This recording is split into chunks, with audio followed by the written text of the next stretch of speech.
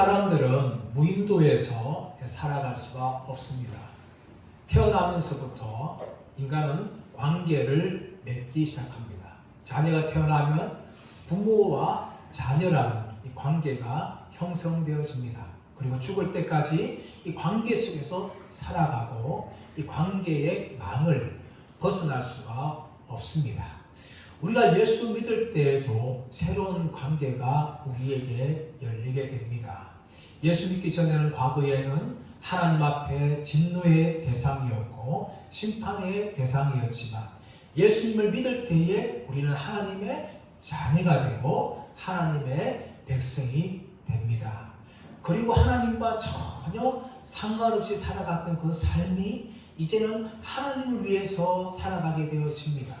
과거에는 하나님을 향하여 예배드리거나 하나님께 기도하지 않았지만 예수 믿은 후에는 하나님께 예배드리고 하나님께 기도하는 삶을 살아갑니다. 그리고 예수 믿기 전에는 자신만을 위해서 살아갔지만 예수 믿은 후에는 하나님을 위해서 살아가는 새로운 인생을 살게 되어집니다. 사도 바울은 지난주에 그것을 말하였어요. 로마서 12장 1절을 시작하면서 그러므로 라고 시작하였습니다. 1장부터 11장까지는 교리에 대해서 가르쳤지만 12장을 시작하면서 그러므로 라고 시작하면서 사도 바울이 전한 모든 교리들을 삶에서 적용해야 될 것을 말합니다. 그리고 지난주 1절 2절 말씀에서는 우리의 삶을 살아가는데 하나님과의 관계 속에서 새로운 생활을 해야 된다라고 말합니다. 1절에서는 너희 몸을 하나님이 기뻐하시는 거룩한 산제물로 드리라 라고 사도 바울이 이야기합니다. 사도 바울은 우리의 몸뿐만 아니라 우리의 전 인격을 하나님께 거룩한 산제물로 올려드려야 된다. 그 이유가 무엇인가 하면 하나님의 자비하심 때문이다. 우리가 죄인 되었을 때에 하나님께서 독생자 예수 그리스도를 우리를 위하여 십자가에 죽게 하심으로 우리의 모든 죄를 용서해 주셨기 때문에 우리는 우리의 몸 전체와 우리의 인생 전체를 하나님께 거룩한 산제물로 올려드려야 된다라고 사도 바울이 말하였습니다. 두 번째 사도 바울은 하나님의 기뻐하시고 온전하시듯이 무엇인지를 분별하면서 살아가라라고 말합니다.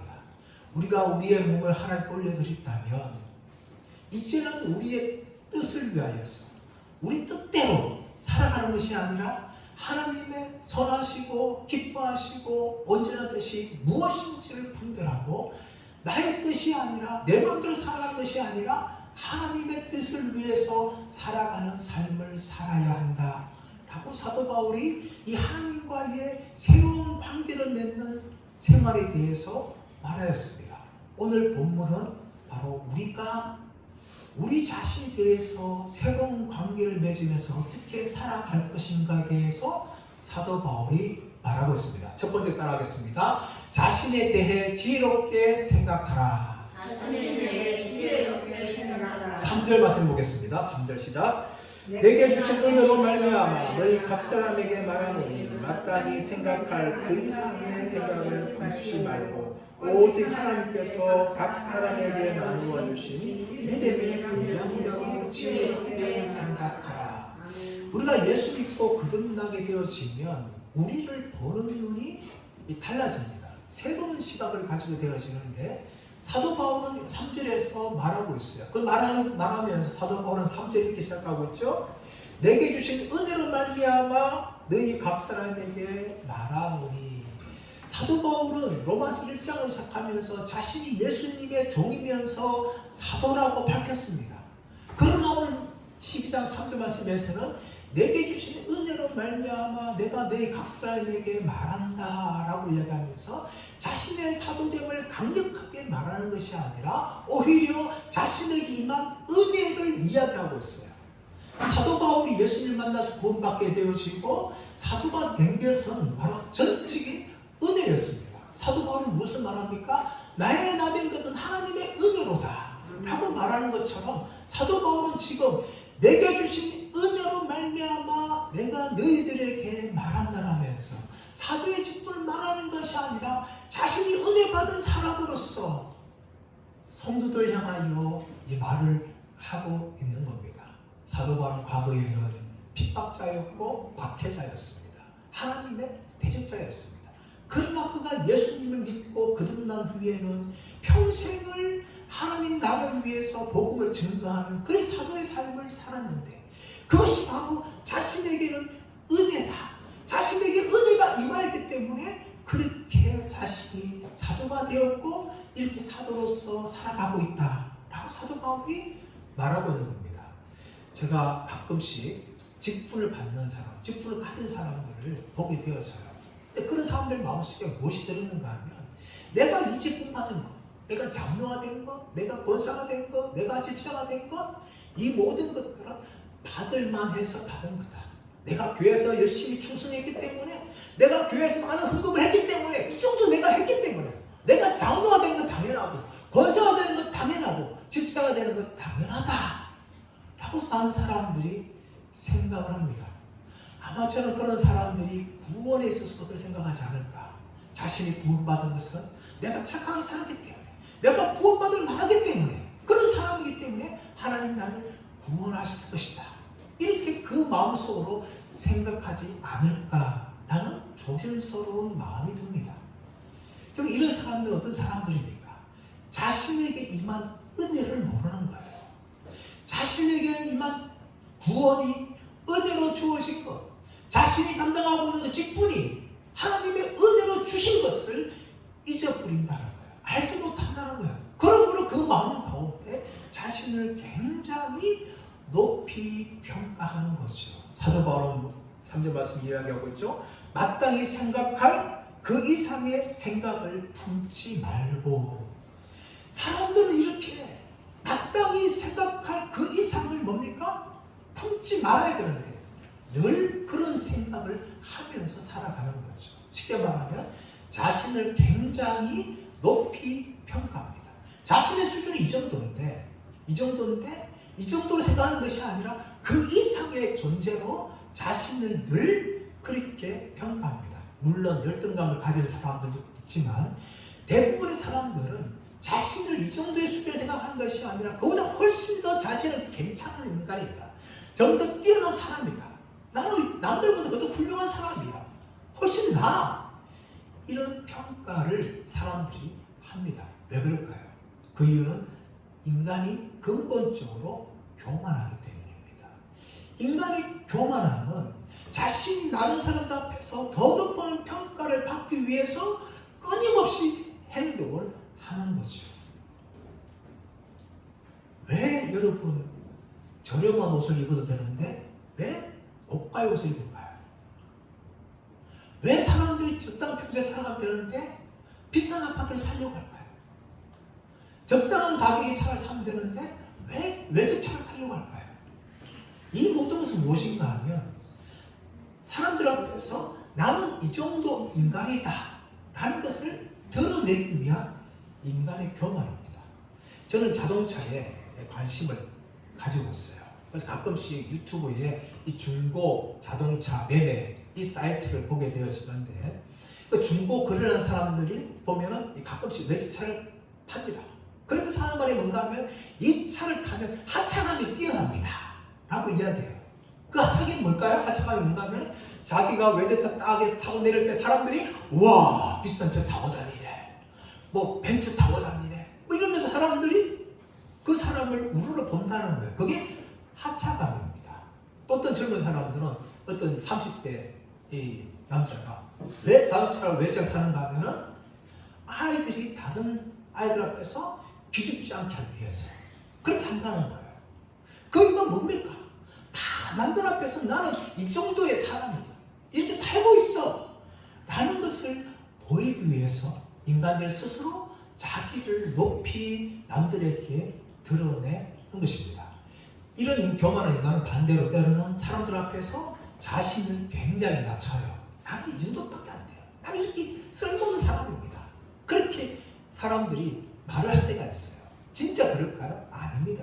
물론 열등감이 낮아서 자존감이 낮아서 자기를 그렇게 무가치한 인간으로 평가하고 말하는 사람이 있지만 교만한 사람들은 고의적으로 그렇게 말을 해요. 그래서 오히려 다른 사람들로 하여금 어떤 소리 듣기 원하는가 하면 아니 당신 무슨 말합니까? 왜 이렇게 겸손합니까? 당신이 이도 사람입니다. 그렇게 말하기를 기다리는 거예요. 그래서 그런 말을 할 때는 그래 네가 정말 나를 제대로 보는구나. 나는 그렇게 말했지만 너 진짜 사람일 줄 아는구나. 그렇게 사람들 향하여 속마음으로 말하는 거죠. 오히려 이런 사람들은요 자기가 자기를 낮췄는데 다른 사람이 그래 하면서 넌 그것밖에 안 돼. 맞장구로 치면 오히려 분노하고 화를 내죠. 내가 그렇게 말한 데서 어떻게 당신을 생각할 수 있느냐 하면서 오히려 그런 사람들 향해서 분노하며 화를 냅니다. 이것이 바로 인간이 마땅히 생각할 마음을 품지 않고 그 이상으로 생각하는 거죠. 그렇다면 사도 바울이 우리가 마땅히 생각할 생각을 품기 위해서 어떤 것을 우리에게 말할까요? 첫 번째는 바로 지혜롭게 생각하라는 겁니다. 지혜롭게 생각하라. 이 지혜롭게는 무슨 말인가 하면 정확하게, 실제적으로, 그리고 더 나아가서는 냉정하게 자신을 바라보되 자신이 있는 수준이면 그 이상으로 과대평가하지도 말고 그 밑으로 과소평가하지도 말고 너 있는 모습 그대로 정확하고 실제적인 모습으로 냉정하게 너를 판단하라 라고 이야기하는 거죠. 그럼 우리는 그렇게 되지 않습니다. 대부분 다 우리를 과대평가하거나 아니면 과소평가하죠. 그러므로 사도 바울은 이런 우리 인간들 향하여서 너는 너 자신을 향해 그렇게 평가하지 말고 정확하게 실제적으로 냉정하게 너 있는 모습 그대로 평가하도록 하라. 이것을 사도 바울이 말하고 있습니다. 두 번째는 뭡니까? 믿음의 분량대로 생각하라는 거예요. 믿음의 분량대로. 이 믿음의 분량이라는 생각하니까 각자에게 주신 믿음의 이 양이 다르니까 그 믿음의 양을 가지고 나 자신을 평가하라. 이렇게 이 부분을 해석할 수 있는데 사실 이 말은 그 말이 아닙니다. 믿음의 분량, 이 분량이라는 헬라 단어가 메트론이라는 단어인데 이것은 표준, 기준이라는 거예요. 믿음의 표준을 가지고 믿음의 기준을 가지고 너 자신을 평가하라. 그렇다면 이 믿음의 표준, 믿음의 기준이 무엇일까요? 바로 예수 그리스도께서 우리를 위해서 십자가에 죽으신 만큼 사랑하시고 우리를 구원하셨다는 것입니다. 그런 관점을 가지고 우리를 바라봐야 되는 거예요. 이런 관점이 있으면 우리가 막 교만해질 때가 있어요. 남들보다 뛰어나고 싶은 생각할 때에 어떤 생각하게 되어지는 거예요? 너 교만하지 마라. 왜냐하면 예수님께서 죄인인 너를 위해서 죽으신다. 예수님이 너를 위해서 죽으신 만큼 너는 죄인이다. 이것을 생각하게 되어지면 우리가 스스로 우리 자신을 높이 평가하려고 하는 그 순간에도 아차 내가 죄인이지 하면서 자신을 낮추게 됩니다. 반대로 우리를 열등감 나는 무가치 않는다. 너는 안 되는 존재야. 너는 쓸모없는 존재야 라고 생각할 때에 예수님께서 우리를 위해서 십자가를 죽으신 만큼 가치 있게 여기신다는 것입니다. 우리를 얼마나 사랑하셨으면 우리를 얼마나 귀하게 여기셨으면 예수님께서 우리를 위해 죽으시냐는 거예요. 그만큼 우리는 귀한 존재라는 겁니다. 그러므로 쓸모없는 존재가 아니라 무가치한 존재가 아니라 하나님의 자녀요 하나님의 백성인 만큼 귀중한 존재라는 생각을 하게 되어집니다. 그렇다면 우리가 이런 시각들을 가지고 우리를 바라봐야 되는데 이것이 참 잘 되지 않아요. 그래서 우리는 매일매일 우리를 바라보면서 믿음의 기준으로 생각하고 믿음의 기준으로 선포를 해야 합니다. 2000년대 소천하셨던 제임스 몽고메리 보이스라는 미국의 목사님 계셨는데 그분이 쓴 로마서 강의 보면 한 목사님에 대한 예화를 들고 있어요. 그 목사님은 레이 스테드만이라는 목사님이신데 이분은 미국 캘리포니아 주에서 어느 마을에서 작은 목회를 하신 분이에요. 근데 이분은 매일 아침마다 일어날 때마다 자신을 향해서 세 가지를 선포했답니다. 하나는 무엇인가 하면 나는 하나님의 형상이다. 따라볼까요? 나는 하나님의 형상이다. 자신은 하나님의 형상이라는 거예요. 하나님을 닮은 형상으로서 하나님과 매일매일 교제하고 동행할 수 있는 특권이 자신에게 주어져 있다는 것을 그런 상기시켰습니다. 또 한 가지가 무엇인가 하면 나는 하나님의 영으로 충만하다 라는 선포한 거예요. 알아볼까요? 나는 하나님의 영으로 충만하다. 우리는 하나님의 영이 성령께서 우리 안에 내주하심을 통하여 하나님의 성전이 되었고 이 성령께서 어디를 가든지 나와 동행하실 뿐만 아니라 내가 어떤 분들을 만났지 할 때라도 능력을 주셨어. 그래서 감당하게 하신다는 거예요. 이것이 바로 하나님의 영으로 충만하다라고 생각했다는 겁니다. 또 한 가지 무엇인가 하면 나는 하나님의 계획의 한 일부분이다라고 늘 생각했다는 겁니다. 하루를 살아가면서도 하나님께서 나를 향하여 계획을 가지고 계신다. 목적을 가지고 계신다. 어떤 일 당할 때 하나님께서 나를 향하여 목적을 가지고 계신다. 멀 때는 우리 인생을 향하여서 계획을 가지고 목적을 가지고 계신다. 라는 이 세 가지를 날마다 선포했다는 겁니다. 이 세 가지의 눈을 바라보아야 돼요. 이것을 바라보지 않으면 항상 우리는 우리 자신의 눈으로 세상의 생각으로 우리를 판단하게 되어져요. 그렇게 되어지면 우리를 늘 과대평가하거나 아니면 과소평가하게 되어지는 것이죠. 그러므로 우리는 믿음의 기준으로 우리를 항상 바라봐야 됩니다. 레이스 스테드만 목사님 말씀처럼 나는 하나님의 형상이다. 나는 하나님의 영으로 충만하다. 나는 하나님의 계획의 일부분이다. 라는 생각을 하면서 매일 눈뜰 때마다 자신을 향하여 선포하십시오. 하루를 살아가면서 인생을 만나더라도 어떤 분이 할지라도 이 세 가지 관점을 바라보고 해석하십시오. 그렇다면 우리는 우리 자신을 너무 높게 과대평가하지도 않을 것이고 또 우리를 무가치하게 생각하지 않을 것이고 성경적인 관점을 가지고 하나님의 형상으로서 하나님의 영으로 충만한 사람으로서 또 하나님의 계획의 일부분으로서 우리의 인생을 살아가게 될 줄 믿습니다. 두 번째 따르겠습니다. 그리스도 안에서 한 몸임을 알아야 합니다. 그리스도 안에서 한 몸임을 알아야 합니다. 우리 4절 5절 말씀 볼까요? 4절 5절 시작. 우리가 한 몸에 많은 지체를 가졌으나 모든 지체가 같은 기능을 가진 것이 아니니 이와 같이 우리 많은 사람이 그리스도 안에서 한 몸이 되어 서로 지체가 되었느니라. 사도 바울은 우리가 예수님을 믿을 때에 그리스도 안에서 한 몸이 되어서 서로 지체가 되었다라고 사도 바울이 말하는 것입니다. 여러분 우리의 몸에는 여러 가지 지체들이 있어요. 눈이 있고 귀가 있고 코가 있고 팔과 다리 있고 발이 있고 다리 있고 또 머리가 있고 밖으로 보이는 이런 기관들이 있을 뿐만 아니라 우리의 안 보이는 내부에도 많은 이 기관들이 지체들이 존재합니다. 그런데 이것은요 서로 다르죠. 눈이 귀와 다르고 귀가 코가 다르고 코가 입과 다릅니다. 그래서 서로 다른 기능을 하는 거죠. 눈은 볼 수 있는 기능을 하게 되어지고 귀는 들을 수 있는 기능을 하게 되어지고 코는 냄새를 맡는 기능을 가지게 되어집니다. 그래서 서로 다른 기능을 하기 때문에 서로를 필요하는 거예요. 눈만 있으면 보는 것밖에 못하죠. 냄새를 못 맡잖아요. 귀만 있으면 들을 수밖에 없어요. 볼 수도 없고 냄새 맡을 수가 없어요. 그러므로 각각 기능이 다르기 때문에 서로에게 필요한 존재입니다. 눈만 있어도 안 되고 귀만 있어도 안 되고 코만 있어도 안 되고 우리 몸에는 좀 다양한 기능들이 있고 또 서로에게 필요로 하고 서로에게 도움을 줘야 됩니다. 어떤 하나도 무시할 수가 없습니다.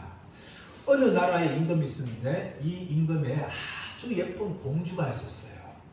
공주가 있었는데 이 공주가 어느 날 병이 걸렸습니다. 병이 걸렸는데 이 병을 낫기 위해서 사자의 젖을 먹어야 된다. 이런 평가를 받았어요. 의원님부터. 그래서 이 임금이 전국에 방을 붙였어요. 우리 공주를 위해서 사자의 젖을 가져오는 자는 공주가 낫기만 하면 결혼시켜주겠다. 이 나라를 물려주겠다. 이래가지고 방을 붙였어요. 전국에서 좀 용감한 청년을 다 모였어요. 모여가지고 청년들이 막 공주를 위해서 사자의 젖을 구하게 밀림을 달려갔어요. 그리고 어느 용감한 청년이 사자를 죽이고 사자의 젖을 짜가지고 그렇게 임금에게 돌아온 중이었습니다. 이 돌아온 중에 이 싸움이 났어요. 누가 더 공로가 있느냐 하면서 이 청년의 가진 몸들이 서로 싸웠어요. 눈은 내가 멀리서 사자를 보았기 때문에 사자의 젖을 가져올 수 있었다 이야기합니다. 또 귀는 내가 더 멀리서 사자의 울음소리를 들었기 때문에 근처까지 갈 수가 있었다. 발과 다리는 사자에게 닿기 때문에 사자의 젖을 가져올 수 있었다. 그리고 팔은 내가 작기 때문에 사자의 젖을 가져올 수 있었다 하면서 서로 막 누가 큰 공로를 가지고 있느냐 하면서 막 싸운 거예요. 그때 혀가 가만히 있다가 나도 공로가 있다 말하니까 가만히 생각해보니까 이 혀는 지금까지 한 게 없는 거예요. 그래서 다른 눈이나 뭐 팔이나 뭐 코나 귀가 말하는 거예요. 야, 너 가만히 있어 임마. 네가 무슨 한 게 뭐 있어? 하면서 이 혀에 대해서 막 무시하고 비난했어요. 혀가 어떻게 되었을까요? 아, 분노한 거예요. 가만히 보자. 내가 가만히 있나 보자. 하면서 이 청년이 자기가 짠 젖을 가지고 임금에게 다가와서 임금에게 내밀 때에 혀가 한마디 했어요. 무슨 말 했을까요? 이 젖은 사자의 젖이 아니라 소의 젖입니다. 어떻게 됐겠어요? 그 순간 당장 청년 걸려가서 죽임을 당할 수밖에 없는 처지에 놓이게 된 겁니다. 여러분, 우리의 몸은요 다 귀한 겁니다. 어떤 걸 하나 귀하지 않은 게 없어요, 여러분. 그러므로 서로가 필요하고 서로가 다 도움을 줘야 되는 거죠. 마찬가지로 우리 교회가 많은 성도들이 있는데 이 성도들이 뭡니까? 다 예수님 안에서 그리스도 안에서 한 몸 된 지체라는 겁니다. 아무도 쓸모없는 사람들이 없고 또 아무도 불편한 사람들이 없는 거예요. 무가진 사람이 없는 거예요. 모두가 다 귀하고 모두가 다 각자의 이 그리스도의 몸으로서 한 부분을 이루고 있는 존재라는 것을 사도 바울이 말하면서 이런 모든 지체들이 뭐가 있는가 하면 은사를 가지고 있다라고 이야기합니다. 6절 말씀 볼까요? 6절 말씀 보시면 우리에게 주신 은혜대로 받은 은사가 각각 다르니 홍예언이면 믿음의 분수대로 우리에게 주신 은혜대로 받은 은사가 각각 다르니 여러분 우리에게 주신 은사 이 은사가 누가 주신 거예요? 하나님이 주셨는데 은혜대로 주신 거예요. 은혜대로 하나님의 은혜로 우리에게 주신 거죠. 그것이 은사입니다. 은사. 이 은사란 헬라 단어가 카리스마라는 단어인데 이 카리스마는 카리스, 은혜에서 나온 단어입니다. 카리스. 그러므로 우리에게 주는 이 은사는요, 은사는 하나님의 은혜를 주신 거예요. 그러므로 우리가 이런 은사 가지고 있다 해서 저런 은사 가지고 있다 해서 내가 막 그것 때문에 뻐기거나 자랑하거나 열단만 가질 필요가 없다는 거예요. 왜냐하면 우리 각자 주신 은사는 하나님의 은혜로 우리에게 주어진 것이기 때문입니다. 그리고 성경에는 이 은사에 대해서 많은 것들을 이야기하고 있는데 우리가 가지고 있는 이 로마서 12장 6절 8절에서도 이야기하고 있는데 여기에서는 7가지 은사에 대해서 이야기합니다. 이 7가지 은사는 은사 전체를 말하는 것이 아니에요. 요한계시록은 7이라는 숫자는요 완성과 완전을 말하는 상징적인 숫자입니다. 하지만 로마에서 말하는 7의 숫자는 그런 의미를 가지고 있는 것이 아니에요. 그냥 숫자 7이에요. 여러분 로마서 12장 6절 8절에서 7가지가 나오고 있지만 고린도전서 12장 8절에서 12절 28장에서 30절 에베소 4장 11절 베드로전서 4장 11절에서도 은사를 말하고 있는데 이 모든 은사들 세어보면 총 19가지가 나옵니다. 19가지. 근데 19가지 나오더라도 어떤 은사는 서로 중복되는 은사가 있어요. 예를 들어서 섬기는 은사나 돕는 은사는 같이 거의 중복되어집니다. 그래서 이 은사가 꼭 19가지냐 라고는 말할 수도 없어요. 정확하게 몇 가지인지 알 수 없지만 오늘 본문에서는 이 7가지를 이야기합니다. 첫 번째가 뭡니까? 예언. 6절 말씀 보시면 예언을 이야기하면서 예언이면 믿음의 분수대로 해야 된다라고 이야기합니다. 여러분 예언이 뭡니까? 말 그대로 미래에 앞으로 되어질 일에 대해서 예측하여 말하는 것이 예언이에요. 예언. 그런데 여러분 이 예언하는 은사가 나타나는 누군가 하면 선지자들입니다. 선지자. 고린도전서 12장 28절 말씀 가보시면 하나님께서 교회에 몇을 세웠으니 첫째는 사도요, 둘째는 선지자요, 셋째는 교사요, 그 다음에 병 고치는 사요 하면서 쭉 은사들을 이야기합니다. 첫 번째는 사도를 이야기하고 두 번째는 선지자를 이야기하고 있는데 여러분 이 선지자가 예언하는 사람인데 선지자가 예언한다는 것은 단지 앞으로 되어질 일에 대해 말하는 것이 아니에요. 그것이 예언이 아니라 하나님께서 선지자를 통해서 미래에 되어질 이 말을 선포하는 것이 예언입니다. 그래서 이 선지자들은요 하나님의 영에 감동된 사람이에요. 감동을 입을 때에 예언을 하는 거죠. 실제로 초대교회는 이 선지자들이 있었습니다. 예를 들어서 사도행전 11장 28절에서 가보시면 아가보라는 사람이 등장합니다. 이 사람은 예언자인데, 선지자인데, 이 예언자가 무슨 말 합니까? 이 소아시아 전체에 앞으로 있으면 흉년이 찾아올 것이다 라고 예언을 했는데, 실제로 로마 글로디아 황제 때에 소아시아 전체에 흉년이 발생했습니다. 그뿐만 아니라 20장 10절의 말씀 가보시면 사도 바울을 향하여서 예언을 하게 되어지는데, 사도 바울이 띠를 가져와가지고 자신의 수종을 묶으면서 이 띠의 임자가 예루살렘에 있는 유대인들에게 팔려서 이방인들에 넘겨질 것이다. 말 그대로 이루어지는 거죠. 나중에 이 사도 바울이 예루살렘에 올라가서 유대인 폭등에 의해서 로마의 포로가 되지 않습니까? 그렇게 되어지는 일이 생기는 거죠. 이렇게 선지자들이 활동하던 시대가 바로 이 예언을 하던 그런 시대였습니다. 근데 여러분, 이런 예언과 달리 오늘날 예언은요, 사실상 저는 거짓이라고 봅니다. 거짓. 오늘 많은 사람들이 예언한다고 예언을 해요, 여러분.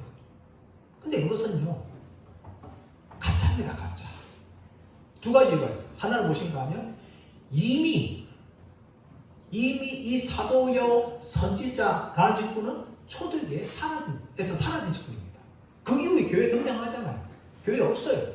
두 번째로 하나님의 계시는요, 신구약 66권으로 끝이 났습니다. 종결되었어요. 그러므로 어떤 사람은 이야기해봐요. 나는 지금도 하나님의 직통 계시를 받아서 하나님의 말씀을 전한다 하면서 하나님 자신에게 계시를 주셨고 예언한다고 그렇게 말하는 사람들이 있습니다. 그런 사람들은 다 종교 사기꾼들입니다. 속지 마십시오. 그래서 사도 바울은 그런 예언하는 사람들에 대해서 어떻게 말하는가 하면 믿음의 분수대로 해라. 믿음의 분수가 뭐냐? 이 분수라는 것은 믿음에 일치하여, 믿음에 합의하여 라는 의미를 가지고 있어요. 믿음의 수준을, 말하는 수준을 벗어난 예언을 해서는 안 된다. 그래서 이 예언이라는 것은 분별을 해야 되는 거예요. 믿음의 분수에서 벗어난 예언들은 다 가짜입니다. 믿음의 분수가 뭘까요? 이 분수가 뭔가 하면 하나님의 말씀이에요. 교리예요. 기독교가 가지고 있는 교리, 이 성경을 벗어난 모든 예언들 다 가짜입니다. 오늘날 하는 예언 가짜는 다 가짜예요. 왜냐하면 이미 선지자 직분은 초대교회 끝이 났어요. 거기로 등장하지 않습니다. 오늘날 자신이 선지자 말하면서 직통 계시를 받아가지고 예언한다는 건 다 가짜입니다. 예수님의 이름으로 무당짓 하는 거예요. 그러면 결코 여러분 속지 마십시오. 그런 사람 찾아가서 기도 받지 마십시오. 속는 거예요. 마귀한테 속는 거예요, 여러분. 하나님 오늘 그런 역사하지 않습니다. 성령이 이미 우리 안에 계시고 성령께 인도하시는데 우리가 무슨 예언이 필요한 거예요? 그런 식의 예언이 필요 없는 겁니다. 하나님 말씀을 따라가야 되고 우리가 그 뜻을 날마다 추구하며 살아가야 됩니다. 앞으로 어떻게 되는지 말씀을 알 수 없어요. 인간이기 때문에. 하지만 그 모든 것까지도 하나님께 맡기며 믿음으로 우리는 나가야 되는 거죠. 이것이 바로 예언을 하면 믿음의 분수대로 라고 사도 바울이 로마에서 말하는 겁니다. 두 번째, 6절 말씀 보시면, 7절 말씀 보시면, 혹 섬기는 일이면 섬기는 일로. 이 섬긴다는 단어는 디아코니아, 집사라는 직분이 여기서 나온 거예요. 섬기는 일. 섬기는 이 집사라는 직분이 나왔는데 교회 안에는 이런 섬기는 사람들을 가진 사람들이 참 많이 필요합니다. 이런 섬기는 사람을 가진 사람들은 일하는 게 남들과 좀 달라요. 주방 일을 하더라도 그 한 사람이 있으면 사람 5명이니까 혼자 다 해치거든요.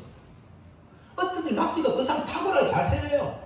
제가 의정부에서 부목사 생활할 때 행정 마지막 8년 차에는 행정 목사를 했는데 그 안에 행정 맡고 있는 권사님 한 분 계셨어요. 행정 간사죠. 근데 그분이 얼마나 일을 잘하는지 몰라요.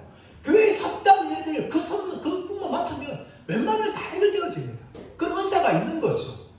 이런 사람들이 바로 섬기는 은사를 가진 사람들입니다. 교회 안에 이런 사람들이 많아야 돼요. 자기가 섬기는 은사를 가지고 있는데 그것을 섞여두면 안 되는 거죠. 열심히 그것을 가지고 봉사를 해야 되는 거죠. 두 번째 7절 말씀은 가르치는 일로 라고 이야기합니다. 가르치는 은사가 있어야 되는 겁니다. 여러분 이게 사도요 선지자는 오늘날 직분이 없습니다. 그런데 이 가르치는 은사는 참 중요해요. 목사와 교사, 목사 즉 교사. 여러분 목사들은 가르치는 은사가 있어야 돼요. 주일학교 교사들은요, 가르치는 은사가 있어야 됩니다. 가르치는 은사 없이 목사를 하거나 교사를 하게 되어지면요, 참 아이들이 힘들어집니다. 무슨 말을 하는지 알아들을 수 없는 거예요. 실제로 저는 이 교수님들 중에서도 이 가르치는 은사가 없는 분들을 많이 봤습니다. 많은 걸 알아요. 자기 머리 많이 들었어요. 근데 그래서 어떻게 전달할지, 표현할지를 제대로 못하는 거예요. 학생들이 답답한 거예요. 도대체 무슨 말하지? 이해가 안 되는 거예요. 많은 걸 말하는데 학생들이 알아들을 수가 없는 거예요. 무엇이 부족한 거예요? 가르치는 은사가 없는 거예요.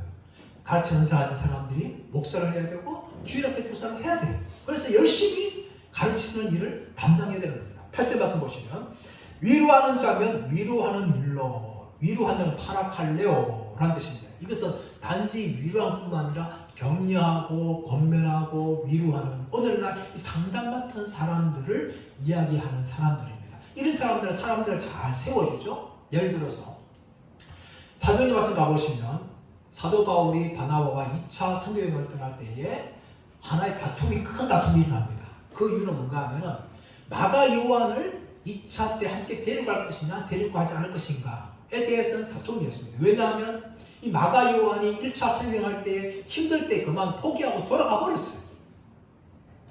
그런데 2차를 시작했다니까 바나바는 1차 때 포기하고 돌아갔던 마가 요한을 데려가자라고 주장하고 있고 바나바는 걔는 약해서 안 된다면서 거절하죠. 그러다 보니까 이 바나바와 사도 바울이 크게 다투다가 결국은 나누어집니다. 바나바는 실라를 데리고 가고 바나바는 마가 요한을 데리고 2차 선교여행을 그렇게 각각 떠나면서 이 사도행전은 바울을 중심으로 그렇게 기록되어지죠. 근데 여러분 시간이 오래 지나서 정말 믿음이 약했던 이 마가 요한이 믿음이 굉장히 성장하고 초대교회의 중요한 인물이 되어집니다. 그가 기록했던 복음서는 뭡니까? 마가복음입니다.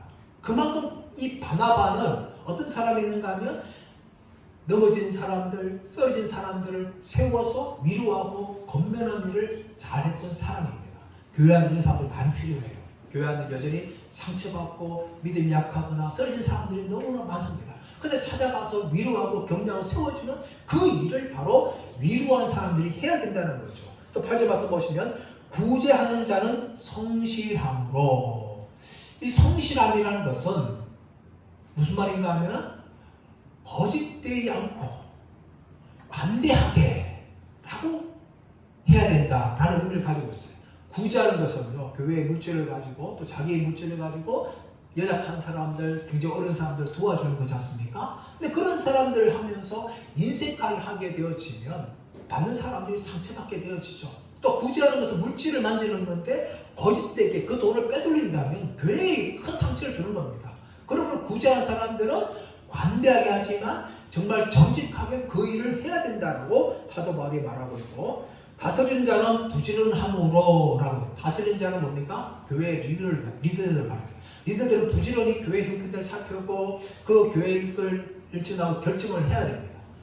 리더한 사람들에게 무엇이 필요합니까? 결정을 잘 해야 돼요. 결정 장애가 된 사람들은요, 리더가 되어서는 안 돼요. 어떤 일을 중단 일을 앞두고 이렇게 할까 저렇게 할까 고민한 사람들은요, 리더의 자리에 서면 안 됩니다. 리더들은 중요한 일을 할 때에 결정을 잘 해야 돼요. 결정을 잘 할 뿐만 아니라 교회 모든 것을 잘 살펴서 잘 이끌어가기 위해서 부지런함이 필요하다는 거죠. 마지막으로 7번째 보면 긍휼을 베푸는 자. 이 긍휼도 마찬가지 않습니까? 연약한 자에게 사랑을 베푸는 건데 이 사랑을 베풀 때 뭡니까? 즐거움을 해야 돼요. 마지못해 억지로 그렇게 하게 되었지만 받는 사람들이 참 마음에 상처를 받게 되죠. 기쁨으로 즐거움으로 다른 사람들에게 긍휼을 베풀어야 된다 라고 사도가 말하면서 교회 안에 우리가 이런 은사를 가지고 있다면 그 은사를 썩히지 말고 묻어두지 말고 열심히 그것을 개발하여서 사람들을 위해서 봉사하고 교회를 위해서 세워나가는 일을 해야 한다라고 사도 바울이 바라고 있는 것입니다. 사람들 우리 한 명 한 명은 모두가 다 기준이에요. 한 명 한 명 정말 무가치하고 불편한 사람이 아무도 없습니다. 자기가 보기에는 자기 쓸모없는 인간 생각하지만 그 사람도 한 주신 은사가 있고 독특함이 있는 거예요. 그럼 우리 얼마든지 다른 사람들에서 봉사할 수 있고 가치 있게 교회를 위해서 충성할 수 있는 일을 할 수가 있는 것입니다. 사랑하는 여러분, 우리가 예수 믿고 거듭난 후에 우리는 하나님과의 관계도 새로워져야 되지만 우리 자신들을 향한 관계도 새로워져야 됩니다. 나 자신을 지혜롭게 생각을 해야 돼요. 나 자신을 바라보면서 하나님께서 나를 위해서 예수님을 십자가에 죽게 하신 그런 존귀한 자를 생각하고, 혹시라도 교만이 될 때에 나는 예수님이 죽어야 될 만큼 쓸모없는 죄인에 불과하다는 것을 생각하고 우리 자신을 낮추고, 이 균형을 잘 맞추는 그런 삶을 살아가고, 또 우리 자신들이 교회에 각자 한 지체가 되어서 정말 내가 필요한 사람이고 또 내가 쓸모있는 사람이라는 생각하면서 우리 인생을 새롭게 바라보면서 새로운 삶을 살아가시는 저와 여러분들 되시기를 예수님의 이름으로 축원합니다.